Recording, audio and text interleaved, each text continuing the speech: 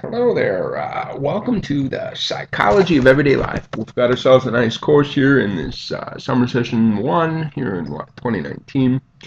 Let me first, I want to go through this little presentation here where I kind of explain the requirements of the course. In some ways, I'm sort of taking the syllabus and just sort of expanding on it. So first, quick let you know who I am. I'm Dr. Brown, as you may perhaps figured out. I grew up in Wisconsin, got a bachelor's degree and a master's degree in psychology from the University of Wisconsin at Oshkosh. Then I went out to New York, got a PhD in experimental psychology at SUNY Stony Brook, or they call it Stony Brook University now. I spent 4 years up in Missouri, at Missouri State University.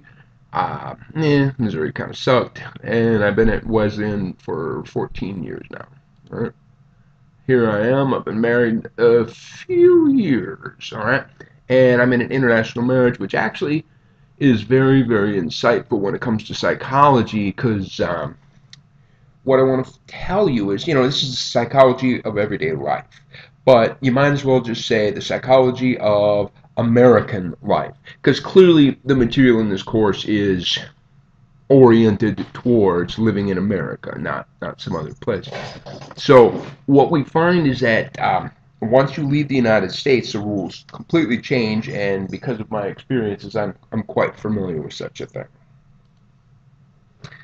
All right, office hours. Well, don't really have office hours because I don't really think I'm going to even be in my office this summer. So emails are by far the best way to contact me. So make sure you use it if necessary. Course. Here it is. This is the catalog description. This course represents the application of psychological principles to everyday life, such as stress, interpersonal communication, relationships, gender roles, and careers. So psychology is a two-pronged thing. Number one, first and foremost, it's a science, okay? It is a science, and we'll talk a little bit about it, but that is to say that psychology gains its information using the scientific method, okay?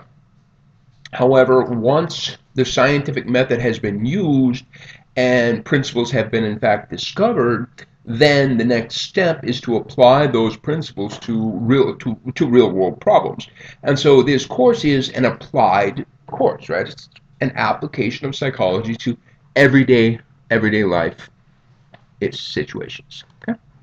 So, textbooks. There is none, but as I emailed you a couple of days ago, you might want to get an older copy of Wheaton's Adjustment book. That is, in fact, the book that I used when I first prepared this material quite a few years ago.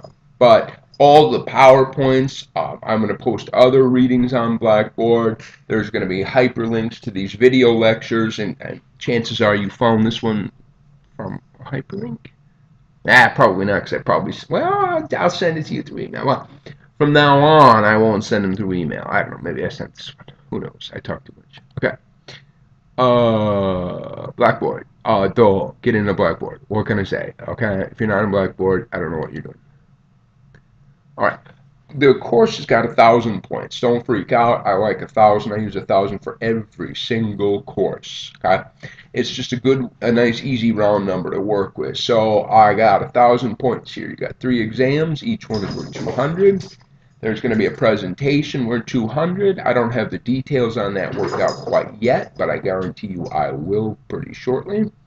There's 4 short papers, each worth 50 points. And again, I don't even have these prepared yet. The first one, I got the first one put up. I think it's even in Blackboard now. So the first one's ready. So hey, I'm ready to go for Monday morning, right? What more do you need? Right. Exams. There's going to be 20. Each exam has 25 multiple choice items and 5 essays. Now, again, I got the first exam put together this morning. So hey, I'm not completely behind. But what you'll find is when you go into, say, in Blackboard, you go into the course materials, something like that. It's on the left side. I can't exactly remember the name of it. But it's lecture materials, course materials, something. And it's going to open up, I believe it's going to be start here, and that's going to include the syllabus. It's going to include this lecture material here. It should include perhaps the city extra credit assignment I'll describe later. But anyway, then it's going to be exam 1 material, exam 2 material, exam 3 material. So clearly when we're, getting ready for exam 1, you're in that folder. And so in that folder is going to be topic 1, 2, 3, 4, 5, and then there's a folder at the bottom, and that folder is going to say something, I don't know, exam 1 and study 8 or something. Open that up, and inside you should find the exam 1 study 8. I posted it about 30 minutes ago, and there will also be a link to an exam, right? You may not even be able to see it now because it is set to open up. What was it? I don't know. Look at the syllabus. On the syllabus, there was a date. Maybe it was the 8th? No. I don't remember. There's a date that it says on the syllabus, exam 1 will be available. Whatever that day is that it says on the syllabus is the day that exam will show up in that folder. So in that folder is just the two things, the study aid link, a link to a study aid, and then the actual exam. So the study aid kind of gives you a general idea for each of those 25 multiple choice items. There's some of them I can't give a hint on, because if the question is literally a definition, what kind of a hint can I give you? And so the study aid would just say definition. Okay. So, like it says, the day that I have listed on the syllabus is the day it opens up. There's a minimum of 48 hours. I think on that first exam, I think I had 5, 6 days it was open. I don't remember, something like that. So anyway, exams need to be completed by midnight. Okay, if it says exam 1 must be completed by, and then it gives a date, midnight on that day. Now it has to be completed, not started, because Blackboard is set up to lock. Come midnight, gone, you're out. Okay, so make sure, because these things are timed at 60 minutes, so you must start them at minimum, maximum, whatever. The latest you can start them is 11 p.m. Okay, that is the very latest you can start them. So if you have questions about online testing, ask now, okay? My hint to you, this is just my hint from years of experience, Blackboard doesn't always work quite the way you want it to, so maybe you just don't wait until 11 p.m., okay? Maybe you do it a couple of days earlier. So you can do it any time within that window that I've given you there. Exams. Yeah, when it comes to exams, these exams need to be taken in a way that is as similar as possible to how you would in a classroom situation. Okay? Oh, in fact, going back. Sorry, I forgot one thing. Also on the study aid will be all 5 of the short essays will be told to you word for word. Okay? You feel free to prepare those things all you want, but back to the exam. When you come to the actual exam, you must have all books closed, all notes closed. You cannot, absolutely cannot write out these essays in another program and copy and paste them in the Blackboard. That is a giant no-no. You cannot do it. Okay? You cannot have it open next to you and then copy it and write. No. You've done your work, you've prepared it, but come exam time, all notes are closed. All other programs are closed. No people, you're not contacting anyone, okay? Lock your door. Be prepared. Make sure nobody needs anything during that 1 hour, okay? Just don't do it. It's just like you would in a regular class. You can't look at your, you can't pop on your cell phone while, get rid of the cell phone, okay? Okay. Extra credit. Where am I here? Extra credit. Don't I have a slide here? Let me see what's quick. I don't even have it written. I got it written here somewhere. Okay, whatever. I'm back. All right. Number 1, this isn't. You need to do something here. There is a. I don't even have it posted yet, but I'll go upstairs. I'll get it done. There is a behavioral contract, because online courses obviously create different scenarios. But I've told you my number 1 thing in this course, and this is cheating, you must take exams exactly like you would in a classroom. No books, no notes, no copying, no pasting. You got nothing but the computer screen in front of you and the brain in your head, okay? So you need to sign a behavioral contract, which basically kind of lays that out, okay? That kind of says these are the rules, I agree to follow them. So make sure you do by Wednesday. See, now class starts on the 3rd, which is Monday. That's Wednesday. So it ain't a big deal. It takes 30 minutes, okay? So Get it done. I don't know how. I don't know how you're gonna do it. Maybe print it out, sign it, take a picture with your phone, and mail it up. I don't know. I don't care. Get her done. Okay. You're going to have an opportunity to earn extra credit completing the CITI ethical training. It's see, I don't know what it stands for, honestly. But anyway, what it is it's an online training course. It's about ethics. It basically talks about research ethics. It's an important addition to your educational experience. It does, in fact, go above and beyond what is covered in classrooms. So it's free. It's free for you. And it couldn't take, when I take it, it takes 40 minutes. But I'm sorry, I kind of already have an idea what the answers are going to be.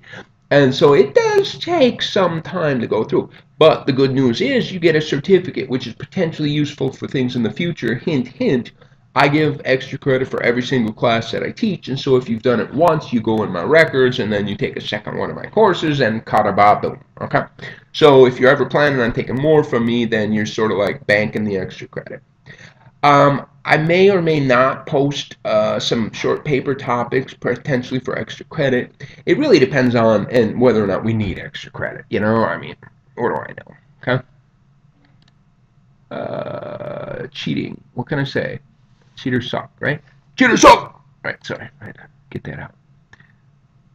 Course schedule. Yeah, I put together a schedule, and it lists out pretty decent day by day by day. Um, you know, it's online though. I mean, you do what you want to do, all right? I mean, there are due dates, and as long as, you know, you do whatever you want to do. But trust me when I tell you, the way to be successful is to plug at this material every day. Doom, doom. The schedule that I put up on the syllabus is my recommendation of the schedule that you should follow, okay? Writing. Yeah, it's not an English class, but writing matters, okay? Writing is very, very, very important. I mean, it's very simple. Oh, you're a genius, but you don't have the ability to convey that geniusness to another human being. You're not a genius. You see how that worked? Okay? That's how it works. So writing is incredibly important. It's one of the fundamental communication skills that you must have. And so, you know, I'm not your English prof, but guess what? Writing and grammar counts. I mean, here you go. All right, here's a fact for you. So the fact is, in your brain, you have very specific areas of your brain that are hardwired for language, for verbal language. And so it turns out that infants and babies, they learn language almost like magic. It just happens. You don't do anything. You don't have to try. It just happens. But there's nothing in the brain for writing. There's no writing areas, writing centers, right? There just isn't, okay? So unnatural skill. I'm sorry, it is. But it's also a natural skill which is absolutely critical to survival in the modern world. So there you go, okay? So you have to have this skill, and so yes, writing counts. Attendance. Again, there is no points for attendance, right? Attendance is what it is. I mean, but I'm just saying. I don't know. I've never done it before, but I reserve the right to use because I can see your activity in Blackboard. I really can. And so I will reserve the right to use this participation if necessary for instructor drops. Okay? I hope I don't have to. I'm just saying I reserve the right to. Okay? All right.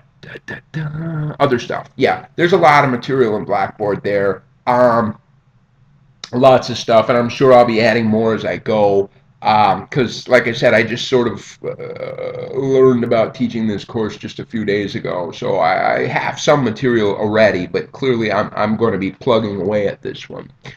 But anyway, the psychology department has a computer lab. If you go through the department office, there's a nice little lab back there for us to use. The academic success center. I'm not your English prof or I'm your psych prof, but if you don't write well, you need to fix it, okay? So there's only 4 short papers in this course. So this one, it's a 2000 level course, so it shouldn't be too intense. But still, I mean, if writing is an issue for you, then just you got to plug away. You have to. I'm sorry. I know it's painful. I could tell you my painful story, but you have to do it, Okay, so the Academic Success Center has, actually don't quote me on this. During the summer, I don't actually know if they do have tutors. I don't know. I don't know, but they usually do. But anyway, it's a good resource. Okay, so here's what I kind of want to talk a little bit about to break it down a little bit. As I said, psychology is both a science and an is a science field and an applied field, right? And so this course is primarily about the applications of psychology, but you cannot forget the science that was used to create the knowledge which is then applied, right? So in psychology, often there's two types of researchers. There's basic researchers and there's applied researchers. And so it turns out, yeah, you could be, a clinical psychologist, right? You could be a clinical psychologist and apply the principles of psychology to solve problems in a clinical population. But at the same time, you could be a basic researcher in clinical psychology where you study the basic mechanism whereby psychological disorders occur or something like this. So, to break it down into these areas is a little bit not a great plan, because you can be basic or applied in any branch of psychology. So I want to kind of explain this one. I love this story. Now, here's a lot of words here. I'll kind of summarize it for you. Women are attracted to men wearing red. So they did this research study where they had people, men, and they put they took photographs of them in either a red shirt or another colored shirt. Okay? And then they asked women multiple questions about how, powerful they were, attractive they were, sexually desirable they were, things like this. And so, women reported that the men wearing the red shirts were, and then there's a variety of things, more sexually desirable, more powerful, more attractive, but less likable. Okay, less likable, but still they wanted them. Whatever, women. And so it's a pretty cool study. Okay, it was really quite a powerful thing that just something as simple as the color of shirt can influence the perceptions people have. I mean, this is really interesting. Okay, so now this is basic research. Now I want to give you a little more entertaining thing, and this is the comments that I found following the article. These are the comments people found. I mean, look at this very simple research study with red shirts and pictures. This would be a very inexpensive project. I mean, the cost of this thing would be $200. I don't know. I mean, even $200, I'd be stretching it. I don't know how you could. So here's what's going on. People respond to this. Look, what a waste of money. Have we cured cancer and I missed the news? Have we really? Here we go. This is such a stupid study. I hope taxpayer dollars. Who thinks up ideas for these studies? If this study was paid for by tax dollars, I'm going to scream. So the point is, now this is an application of psychology, but we find that in order for anything to apply, these applications are grounded in the basic research which is there. So now here is a basic research finding. The color of a man's shirt can influence perceptions. Think about the applications of this. For a politician, for example, depending on which audience you're speaking to today, you should consider which type of clothing apparel you might use. A powerful application. And before you can make that application, you must first have the basic science behind it. And this is the general reaction people have to that basic science. Okay? So it's an interesting world. I want you to, kind of understand the difference between the two. But again, this course is primarily about the applications of psychology. All right, so that's what I got for now. So I look forward to this semester. However, as a final warning, this semester is something like 5 weeks long. It is boom, boom, boom. You cannot fall behind in this semester, okay? It's going to come at us fast. All right, see you later.